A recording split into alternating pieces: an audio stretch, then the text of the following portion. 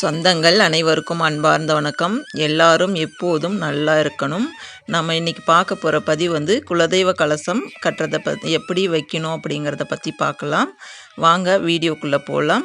குலதெய்வ கலசம் வைக்கும்போது நம்ம நிலைவாசல்லையும் மாயிலை தோரணம் கட்டுறது ரொம்பவே முக்கியம். நான் எப்பயுமே மாயிலை தோரணம் கட்டிட்டு தான் குலதெய்வத்துக்கு கலச வழிபாடு அப்படிங்கிறத செய்வேன்.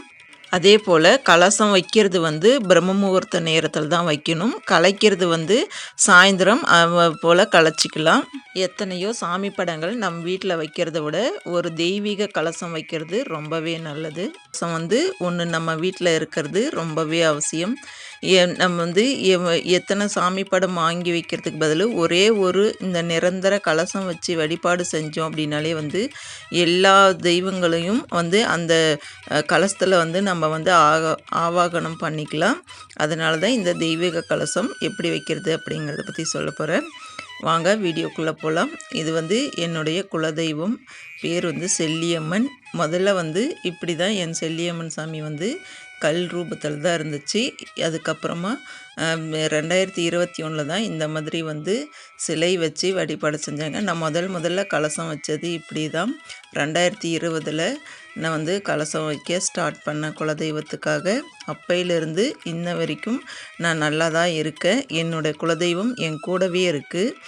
இப்போ எப்படி கலசம் வைக்கலாம் அப்படிங்கிறத பற்றி பார்க்கலாம். கலசம் வைக்கிறதுக்கு முதல்ல ஒரு சொம்பு வாங்கிக்கோங்க. பித்தளை அல்லனா இந்த மாதிரி செம்பு ஆளானது இப்போ சொம்பு ஒன்று வாங்கிக்கோங்க. இல்லை வீட்டிலே உங்கள்கிட்ட பித்தளை சொம்பு இருந்துச்சு அப்படின்னாலும் அதையே நீங்கள் பயன்படுத்திக்கலாம்.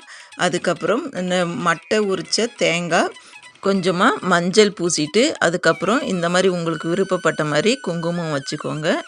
அந்த சொம்புக்குள்ளே போகிறதுக்கு ₹1 நாணயம், ஒரு வலம்புரி சங்கு சின்னது, கோமதி சக்கரம் 1, அதே போல் உத்திராட்ச கொட்டை 5 முகம் அல்லது 10 முகம் 2 ஏலக்காய், கொஞ்சமாக கல்லுப்பு 2, சந்தன வில்லை, அதுக்கப்புறம் ஜாதிக்காய் 1, அதுக்கப்புறமா கொஞ்சமாக ஜவ்வாது, கொஞ்சம் பச்சை கற்பூரம், இதெல்லாமே போட்டுட்டு அதுக்கப்புறம் பன்னீர் ஊற்றிக்கணும். நம்ம முழு சொம்பிலும் பன்னீர் ஊற்றி வச்சுக்கிறதா இருந்தாலும் வைக்கலாம்.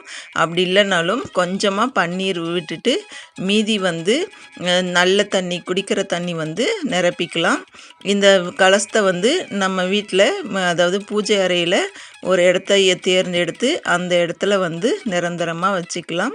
அதுக்கு அடியில் நல்ல மஞ்சள் பூசி, அதுக்கப்புறமா ஒரு பித்தளை தட்டு வச்சு அந்த தட்டில் மஞ்சள் குங்குமம் வச்சுக்கோங்க.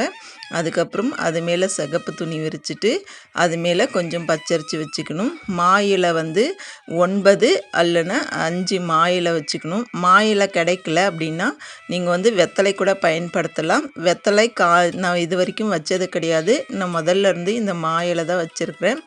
நான் சிட்டியில் தான் இருக்கிறேன். நான் மாயிலை ஒவ்வொருத்தர் வீட்டுக்கிட்ட இருக்கும். நான் வேணும்னு போது அவங்கக்கிட்ட கேட்டு வாங்கிட்டு தான் நான் இந்த மாதிரி கலசம் வைக்கிறேன். எங்கள் வீட்டுக்கிட்ட நான் வாடகை வீட்டில் இருக்கிறேன். அதனால் மாமரம் வைக்கிற அளவுக்கெல்லாம் இந்த இடத்துல வசதி கிடையாது.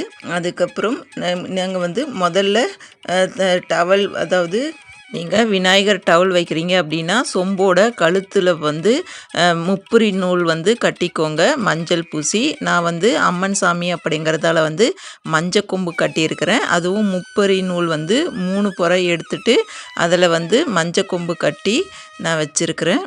விநாயகர் டவுல் அப்படின்னு சொல்லிட்டு அந்த டவல் வச்சு தான் நான் முதல்ல பூஜை பண்ணேன். நான் என்னுடைய குலதெய்வம் அம்மன் அப்படிங்கிறதால நானே டெய்லர். அதனால் நான் ப்ளவுஸ் தைச்சி மீதியான என்னுடைய துணியில் நான் அம்மனுக்கு இப்படி ட்ரெஸ்ஸு தைச்சிக்கிட்டேன். அதுக்கப்புறமா நான் இப்படி தான் கலசம் வைக்க ஸ்டார்ட் பண்ணிட்டேன். பச்சரிசி போட்டு அதுக்கு மேலே கலசத்தை இப்படி ரெடி பண்ணி கலசத்தை எடுத்து அந்த இடத்துல வச்சிடணும். நீங்கள் எந்த இடத்த உங்கள் பூஜை அறையில் தேர்ந்தெடுக்கிறீங்களோ அந்த இடத்துல வச்சிடணும். இதுக்கு அகல் விளக்கில் தினமும் நெய் அல்லது உங்களால் முடிஞ்ச இது எண்ணெய் ஊற்றி கூட நீங்கள் தீபம் ஏற்றி உங்கள் குலதெய்வத்தை மனசார வேண்டிக்கிட்டும் நம்ம என்ன நினைக்கிறோமோ அது நம்ம குலதெய்வம் நமக்கு ஆசீர்வாதம் பண்ணும். நம்ம குலதெய்வம் கூடவே இருக்கும். நான் வந்து இந்த மாதிரி வழிபட ஆரம்பித்ததுலேருந்து என்னோடய குலதெய்வம் என் கூடவே இருக்குது அப்படின்னு தான் சொல்லுவேன். இந்த மாதிரி என் குலதெய்வத்துக்கு வந்து கலச வழிபாடு செய்கிறது என்னோடய குலதெய்வம் வந்து என் வீட்டில் குடியிருக்கு அப்படின்னு நான் சொல்லுவேன். ஏன் அப்படின்னா நாங்கள் வந்து இந்த கோயிலுக்கு வந்து பூஜை செய்கிற உரிமையும் எங்களுக்கு இருக்குது. இருந்தாலும் அதை கரகம்னு சொல்லுவாங்க இல்லையா, அதை வச்சுக்கிற பாக்கியமும் எங்களுக்கு இருக்குது. ஆனால் அதெல்லாம் எங்கள் வீட்டுக்காருடைய பாட்டி காலத்திலே வந்து விட்டுட்டு வந்துட்டாங்க. அதனால் நான் என் குலதெய்வத்தை நான் கல்யாணம் ஆனதுக்கப்புறம் வருஷத்துக்கு ஒரு முறை குலதெய்வ கோயிலுக்கு கூட்டிகிட்டு போவாங்க. அதுக்கப்புறம் என் குழந்தைங்கள்லாம் பிறந்ததுக்கப்புறம் அதுவும் இல்லாமல் எனக்கு வந்து 2ம் வந்து ஆண் குழந்தைங்க பிறந்திருக்கு. அதை விட எங்கள் வீட்டில் வந்து எங்கள் வீட்டுக்கார் ஒருத்தர் தான், அவங்க சித்தப்பாங்களுக்கெல்லாம் பொண்ணு தான் பிறந்திருக்கு. அதனால் வந்து நான் இந்த குலதெய்வத்தை வந்து மனசார அப்பையிலேருந்தே நினச்சி நம்ம ரொம்ப விரதமாக இருந்து நான் வழிபட்டுட்டு வருவேன். அதனால தான் நான் கலசம் வச்சு வழிபாடு செய்கிறதுலேருந்து அந்த அம்மா என் கூடவே இருக்காங்க.